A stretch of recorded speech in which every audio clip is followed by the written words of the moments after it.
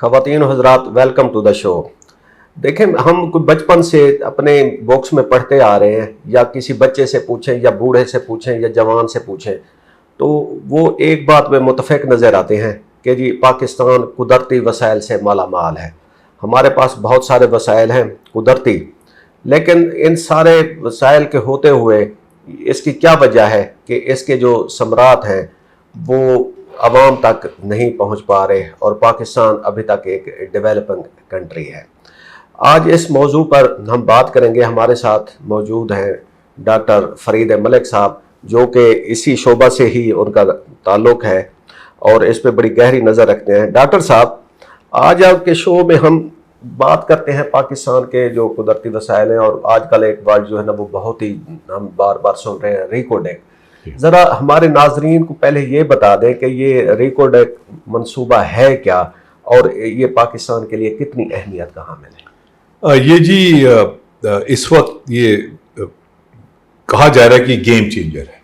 Game changer का मतलब ये है कि ये पाकिस्तान के मसाइल का हल है, और इसमें बेसिकली तांबा, सोना और चांदी, और ये तीनों मेटल्स जो हैं इसमें मौजूद हैं। और ये कहा जा रहा है कि ये इस वक्त दुनिया का one of the largest untapped resource है कॉपर, गोल्ड और सिल्वर का। आमतौर पे जो तांबा होता है उसके साथ कुछ सोना और चांदी होती है, यानी ये गोल्ड का डिपॉजिट नहीं है तांबे का डिपॉजिट, मगर इसमें साथ सोना और चांदी भी है। ये कोह ताफ्तान का एरिया है, ये बलूचिस्तान से स्प्रेड करता है वज़ीरिस्तान तक, और इसमें बेशुमार मादनियात इसमें छुपी हुई हैं। और एक पहाड़ी की एक तरफ हम लोग हैं पाकिस्तान, और पहाड़ी की दूसरी तरफ ईरान का ये एरिया है कोह ताफ्तान की। उन्होंने वहाँ सरचश्मा माइन बनाई हुई है, वो कोई पिछले 25-30 साल में वो इससे तांबा भी निकालते हैं, सोना भी निकालते हैं, चांदी भी निकालते हैं, फिनिश भी करते हैं, वो कंप्लीट रिफाइनिंग करते हैं।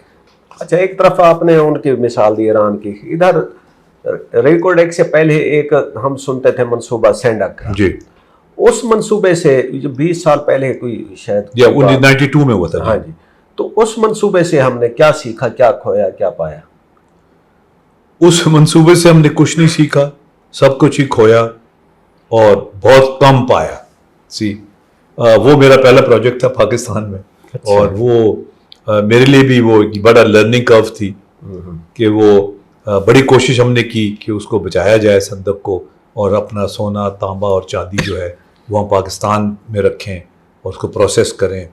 वो मंसूबा ये था कि जी ये भुट्टो साहब के ज़माने में एक अदारा बना था, रिसोर्स डेवलपमेंट कॉरपोरेशन, RDC के नाम से, और ये कराची इसका हेडक्वार्टर ऑफिस था, और डॉक्टर बिलगरामी साहब इसके हेड थे, और वो बड़े अच्छे जियोलॉजिस्ट थे। और RDC ने बड़ा काम किया, और बड़े जो हमारे मिनरल डिपॉजिट्स थे उनको आइडेंटिफाई किया। सबसे पहले मिनरल डिपॉजिट को आइडेंटिफाई करते हैं कि कहाँ कौन सा मिनरल है अवेलेबल, ये आमतौर पे जियोलॉजिस्ट करते हैं।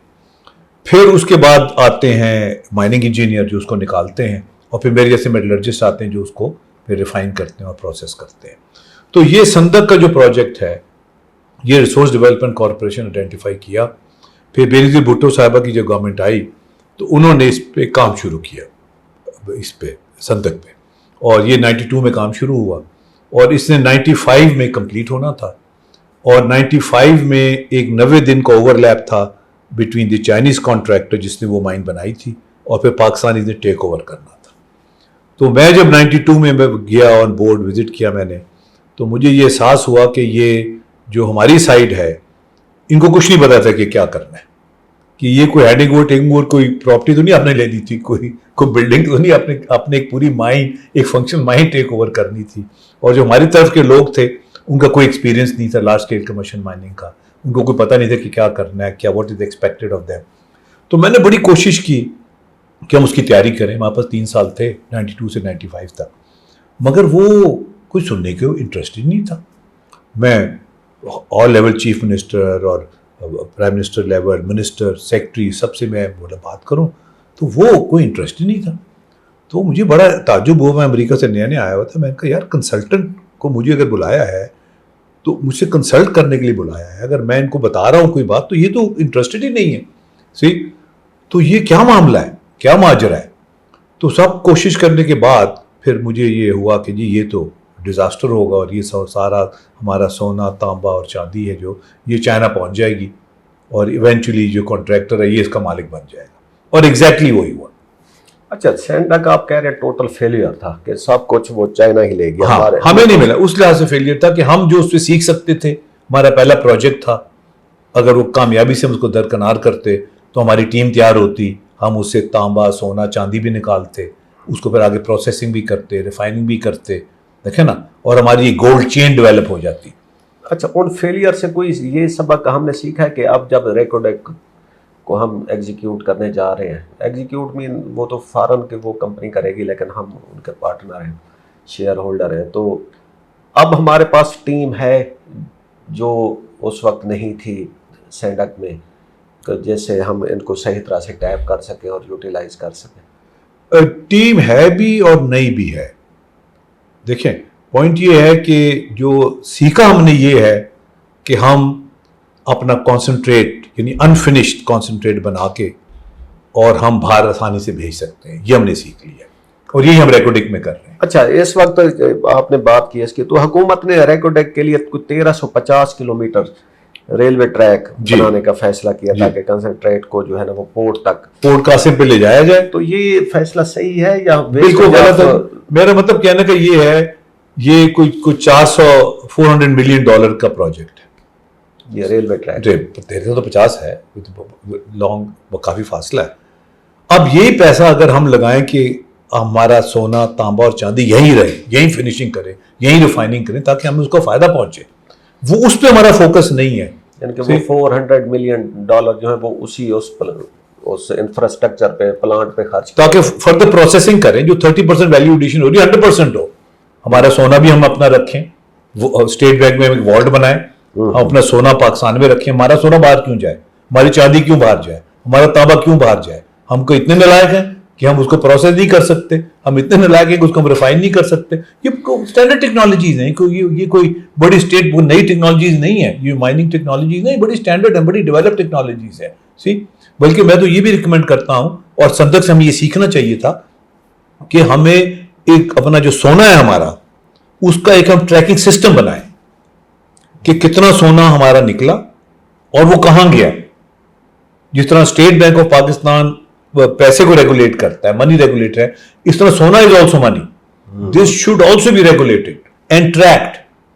اب بے شمار سونا ہمارے پاس ہے، یہ دریائے سندھ کی اس کے اندر سونا ہے، چترال کے دریاؤں میں سونا ہے، سونا بہت ہے ہمارے پاس، مگر یہ ہے کہ اگر اس طرح جاتا رہے گا باہر تو ہمارا افریقہ والا حال ہوگا کہ سونا بھی نکلتا ہے، ہیرے بھی نکلتے ہیں، مگر لوگ غریب کے غریب ہیں۔ تو یہ ہمارا پوٹینشیل ہے، ہماری قوم کا یہ منرل پوٹینشیل ہے، اس سے قوم کی ڈیولپمنٹ ہونی چاہیے، اس کا میکسیمم بینیفٹ جو ہے وہ قوم کو پہنچنا چاہیے، چند حضرات کو یا چند اداروں کو یا چند لوگوں کو نہیں پہنچنا چاہیے۔ جو صندوق میں بھی ہوا کہ آپ نے چائنیز کے حوالے کر دیا اور آپ نے ان کو 10 سال کی ایکسٹینشن اور دے دی، 2022 میں ان کو 10 سال آپ نے کہا جی اور لے جائیں۔ تو یہ میں کہہ رہا ہوں، ایک ہمارا گولڈ، کم از کم سونا بالکل نہیں جانا چاہیے، ایک گولڈ ٹریکنگ سسٹم ہمارا ہو، اور اسٹیٹ بینک میں ہمارے والٹس ہوں جہاں ہم سونا رکھیں۔ آج 4 لاکھ روپے اس سے تولے سے اوپر چلا گیا سونا۔ اچھا، آپ کہتے ہیں کہ پاکستان چاہے تو ہم مقامی طور پہ یہ تانبا سونا چاندی ریفائن کر سکتے ہیں؟ سونا تو اور چاندی تو فوراً کر سکتے ہیں، کیونکہ اس کو اتنا مشکل نہیں ہے۔ تانبے میں ایک بجلی کی کافی ضرورت ہوتی ہے، انرجی ہوتا ہے، وہ ہم تھر میں کر سکتے ہیں، تھر میں ہمارے سستی بجلی بھی ہے۔ انسٹیٹ کہ ہم ہر چیز باہر نکالنے کی کوشش کریں، شارٹ کٹ لیں، اگر ہم یہ جو اگلے 2-3 سال ہمارے پاس ہے، اس میں اگر یہ ہم اس پہ فوکس کریں، یہ ٹیکنالوجی لے کے آئیں، ریفائننگ تو آپ کا خیال ہے کہ وہ ریلوے ٹریک جو ہے وہ ریکوڈیک سے لے کر تھر تک آنا چاہیے تاکہ یہاں پہ ہمارا پلان جی، یا وہ تھر پہ آئے، یا یہ ہے کہ ابھی وہ چائنیز بھی جو ہیں وہ بھی جو شپ کر رہے ہیں وہ بغیر ریلوے ٹریک کے کر رہے ہیں، وہ باؤزرز میں کرتے ہیں، وہ ریلوے ٹریک کے بغیر شپ کرتے ہیں، وہ بھی اس کو شپ کر رہے ہیں جو کانسنٹریٹ۔ تو لاجسٹکلی یہ وائبل ہے کہ وہ اتنا وہ لے جاتا ہے؟ ہاں، اگر میرا مطلب اگر دیکھیں نا، اب یہ پورٹ تک جا رہا ہے، پورٹ سے پھر سے آگے جانا ہے، وہ اگر پورٹ پہ جائے گا پھر پورٹ سے جہاز سے آگے جائے گا، ریفائننگ کے لیے یورپ جائے گا۔ تو اگر یہ سیدھا تھر چلا جائے تو that will be shortcut and cost effective, اور پھر ہماری اپنی بجلی، ہمارا اپنا سونا، ہمارا اپنا تانبا، ہماری اپنی چاندی ہمارے پاس رہے گی۔ ہم نے جو کانٹریکٹ کیا ریکوڈک میں، اس میں 50% ہمارا ہے اسٹیک، 50% ان کا ہے، تو کم از کم 50% تو ہم روک سکتے ہیں۔ ہم وہ اپنا ان سے لیں اور اس کو ہم یہاں پروسیس کریں, فنیشنگ کریں, اور اس سے تاکہ میکسیمائز کریں ہم سکیں بینیفٹ اس کا. یہ سر چشمہ کام کی آپ نے بات کی جی. اس کی, تو کیا ان سے کوئی ہم نے کوئی لیسن کوئی سیکھ سکتے ہیں یا ان سے کولیبوریشن ہو سکتی ہے, کیونکہ وہ جیوگرافیکلی میرے خیال میں وہ کلوز اس میں آتے ہیں. بالکل صحیح, بالکل ٹھیک ہے, اس طرح کوئی بالکل ہو سکتی ہے جی, ان سے بالکل ہو سکتی ہے. مگر انفارچونیٹلی ایرانی جو ہمارے بھائی ہیں ان کو بڑی شکایت ہے کہ ہماری پالیسیز انڈیپینڈنٹ نہیں ہوتی. اور یہ شکایت میرے خیال میں ان کی ٹھیک ہے. انہوں نے اپنے انڈیپینڈنٹ ڈیسیژن لیے اور اپنا تانبا. بالکل. تو وہ ان کو یہ پاکستان کے بارے میں یہ شکایت رہتی ہے ان کو. اچھا, اس لحاظ سے وہ بلکہ ہندوستان کی عزت کرتے ہیں کہ ہندوستان جیسا بھی ہے وہ اپنے انٹرسٹ میں فیصلے کرتے ہیں. تو یہ ان کو شکایت ہے. بلکہ مجھے انہوں نے بلایا تہران والوں نے, الیکٹرانک انڈسٹری جب وہ ڈیولپ کر رہے تھے, کیونکہ میں نے اس میں بھی سلیکان میں بھی کام کیا ہوا ہے, تو انہوں نے مجھے بلایا, میں گیا تو ان کو میں نے گائیڈ کیا. تو انہوں نے مجھے کہا جی ہمارے پاس سلیکان ہمیں نہیں دے رہے ساری دنیا میں. ایران والوں نے کہا, ان کی SRDC semi conductor research development corporation, تو ہمیں سلیکان نہیں مل رہا. تو مجھے فوراً خیال آیا کہ Pakistan was the first country in Asia to produce silicon. سب سے پہلے ایشیا میں ہم نے سلیکان بنایا اپنے ریت کے ساتھ. اچھا. اور وہ پورے یہاں پہ ٹیکنالوجی اور پلانٹ موجود ہے اسلام آباد میں, آج بھی موجود ہے. تو میں نے کہا تو بڑی اپرچونٹی ہے. وہ پلانٹ بند پڑا ہوا ہے کیونکہ وہ ہمارے تو ریسرچرز ہیں, ان کو تو پتہ نہیں مارکیٹ کس طرح کرنا ہے, اس کو بیچنا کس طرح ہے, کمرشلائز کس طرح کرنا ہے. تو یہ اپرچونٹی ہے, اگر ایران سے ہم مل کے کریں, سلیکن ہم بنائیں, وہ انویسٹ کریں اس کو اور ہم سے سلیکن خریدیں, تو ون ون سچویشن. تو میں سیدھا تہران سے فلو انٹو اسلام آباد. میں بڑا ایکسائٹیڈ, میں جس کے پاس بھی جاؤں مجھے کوئی لفٹ ہی نہ کرائے. Ministry of science and technology میں جس کے انڈر وہ تھا, وہ کہیں اس سے ملیں, وہ کہیں اس سے ملیں. میں نے کہا یار یہ کیا چکر ہے, یہ مجھے ادھر ادھر جو انگریزی میں دیکھ گئے رن اراؤنڈ. فائنلی ایک صاحب تھے, وہ ریٹائرڈ سیکرٹری تھے, اس وقت ایڈوائزر تھے منسٹری کے, وہ مجھے ایک طرف لے گئے. ان کا ڈاکٹر صاحب اپنا ٹائم نہ ضائع کریں, ہمیں انسٹرکشنز ہیں کہ چائنا کو اپنے ایران کو کچھ نہیں دینا, اور آپ کو پتہ ہے انسٹرکشن کہاں سے, اس کو کچھ نہیں دینا, تو لہٰذا آپ جائیں لاہور ریلیکس کریں جا کے. تو اسی چکر میں ہم نے اپنا سلیکان پلانٹ ہی فنکشنل نہیں کیا. نہیں, وہ بہت پڑا ہوا ہے, بہت پڑا. سب سے پہلے سولر سیل ایشیا میں ہم نے بنائے تھے, اس وقت چائنا لیڈ کر رہا ہے. اگر ہم سولر سیلز پہ ہی فوکس کر لیتے. یہ آپ کہہ رہے ہیں ایشیا میں پاکستان فرسٹ نمبر 1. سب سے پہلے سلیکن ایشیا میں ہم نے بنایا. سب سے پہلے اسپیس شٹل ہم نے اسپیس میں ہم گئے. We were the first to go into space. ہم نے راکٹ چھوڑا تھا ریبر 1. سب سے پہلے high tension physics lab Asia کی ہم نے بنائی سیکرٹریٹ کے باہر, ڈاکٹر رفیع چودھری نے. We were the first. Ball point pens Asia میں ہم نے بنائے سب سے پہلے. وہ کہتے ہیں بن ہی نہیں سکتے, آپ کے موسم ایسا نہیں بن سکتے, ہم نے بنائے. تو یہ ہماری best chances, we are a nation with best chances, best opportunities, because of the fact کہ جو لوگ پوزیشن میں اتھارٹی میں فیصلے صحیح نہیں کرتے, وہ ملک انٹرسٹ میں فیصلے نہیں کرتے, پھر وہ شارٹ ٹرم فیصلے ہوتے ہیں, کوئی گینز کے فیصلے ہوتے ہیں. نہیں, سلیکان کا وہ بات میرے ذہن میں نہ وہ ہو گئی ہے. یہ کب ہم نے وہ بنایا تھا؟ یہ 70s میں جی, یہ سب 70 کے دور کی ہے. یہ 70s میں یہ سب چیزیں بنی. یہ وہ تھا national institute of silicon technology. تو سائنس اینڈ ٹیکنالوجی وائز ہم کہہ سکتے ہیں کہ پاکستان کا جو ہے 70s وہ رینیسانس. یس بالکل بالکل. وہ جس طرح سارا ڈیفینس پروڈکشن سیکٹر 70s میں بنا, نیوکلیر پروگرام 70s میں لانچ ہوا. یہ تو بالکل, یہ تو فیکٹ ہے. فرٹیلائزر کمپلیکسز 70s میں بنے. غلطیاں بھی ہوئیں, نیشنلائزیشن وغیرہ, that did not work out. مگر یہ ہے کہ جو سارا جو ہم آج جو فروٹ اٹھا رہے ہیں, جو لوگ ہم سے ایگریمنٹ کر رہے ہیں, یہ سب 70s کی, بیکاز وہ گورنمنٹ تھی جس کا فوکس نیشن بلڈنگ پہ تھا. ہمارا پیریڈ آف نیشن بلڈنگ رہے ہیں بڑے شارٹ. پہلے 5-10 سال نیشن بلڈنگ ہوئی, پھر رک گئی, پھر 70s میں نیشن بلڈنگ ہوئی, پھر رک گئی. اچھا, اگر ہم سونا اور چاندی مقامی سطح پہ ان کی وہ کر کے کنسنٹریشن اور اسٹیٹ بینک کے پاس اس کے ڈپازٹ جاتے ہیں, تو اوور آل ہماری اکانومی پہ اس کے بہت اچھے اثرات ہوں گے جی. Will be a develop country. میرا مطلب اگر صرف تیل کی بنیاد پہ سارا سعودی عربیہ یا مڈل ایسٹ جو ہے وہ ان کی اکانومی اچھی ہے, تو اگر سونا بھی ہمارے پاس ہوگا, چاندی بھی ہوگی, کولا بھی ہے ہمارے پاس. ہمارے پاس 2 سونے ہیں, ایک یلو گولڈ ہے اور ایک بلیک گولڈ ہے. بلیک گولڈ تھر میں ہے, وہ ہم نے نکال لیا, شکر ہے وہاں ہم کامیاب ہوئے ہیں. بلیک گولڈ تھر میں ہمارے پاس, یلو گولڈ ہمارے پاس ایکوٹک میں اور کویت آفتان میں اور وزیرستان میں بھی ہے اور دریاؤں میں بھی ہے. ہماری جو یہ دریائے سندھ کی جو اٹک کے پاس بیس ہے اس میں بھی سونا ہے. تو اگر ہم اپنے سونے کے ایک ٹریکنگ سسٹم بنائیں کہ یہ جو سونا ہے اس کو باقاعدہ ٹریک کیا جائے, اسٹیٹ بینک میں والٹ ہو جہاں جا کے ڈپازٹ ہو, اور اس سے ہم اس سے نیشن بلڈنگ کریں, اس سے اپنی اکانومی کو اسٹیبلائز کریں, عام آدمی کو فائدہ پہنچائیں, تاکہ افریقہ والا ہمارا حال نہ ہو کہ سونا بھی چلا جائے اور ڈیولپمنٹ بھی نہ ہو, غربت بھی رہے. تو یہ ایک نیشن کے ڈپازٹس ہیں. دیکھیں نا, یہ تو قوم کے اس جگہ کے, اس علاقے کے, اس ملک کے ڈپازٹس ہیں. تو آخر میں ڈاکٹر صاحب آپ حکومت کو کون سے 3 مشورے دینا چاہیں گے کہ جیسے ہمارا یہ ریکوڈیک اور تھر یہ ایسے دوبارہ سے وہ سینڈک والی مثال نہ بنے اور کوئی دنیا کے لیے بلکہ ایک ایسی اگزامپل بن جائے کہ جو گیم چینجر ہوئی اور انہوں نے پوری اکانومی کو ٹرن اراؤنڈ کر دیا؟ دیکھیں جی, پہلی تو چیز یہ ہے کہ انفنشڈ میٹل کو باہر بھیجنا وہ ملک کے انٹرسٹ میں نہیں ہے. تو ہمیں ریفائننگ یہاں کرنی چاہیے, کیپیبلٹی بنانی چاہیے, نمبر 1.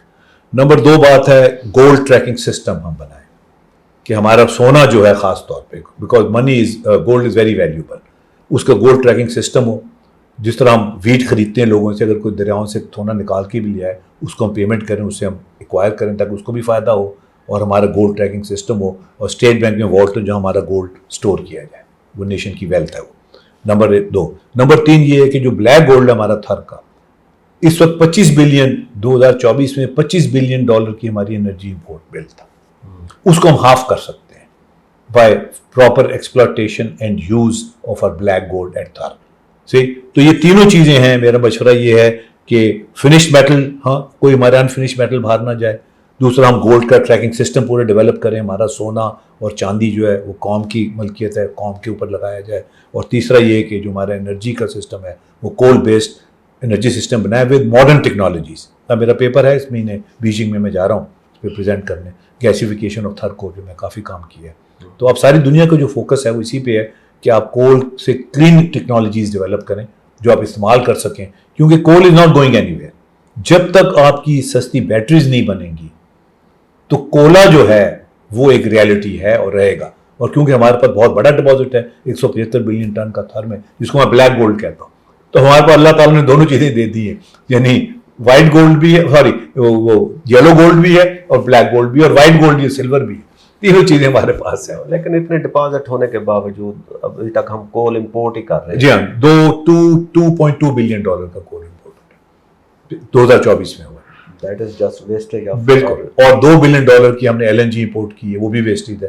تو 4.2 بلین ڈالر کا جو ہے یہ تو فوراً ہم یہ اس کو کٹ شارٹ کر سکتے ہیں. مگر کوئی گیم پلان ہو, کوئی ڈائریکشن ہو, کوئی قوم نیشن بلڈنگ پہ فوکس ہو, اگر ہم سیریس ہیں واقعی قوم کو اٹھانا چاہتے ہیں چائنا کی طرح, تو تب ہم اس چیز پہ فوکس کریں گے. اگر ہم نے قوم کو نہیں اٹھانا تو یہ معاملات جو ہیں یہ اس طرح ہی چلتے رہیں گے, وچ از ویری سیڈ. افسوس ہوتا ہے. ناظرین, اسی سیڈ نوٹ پہ ہم آج کے پروگرام کا اختتام کرتے ہیں. خدا حافظ.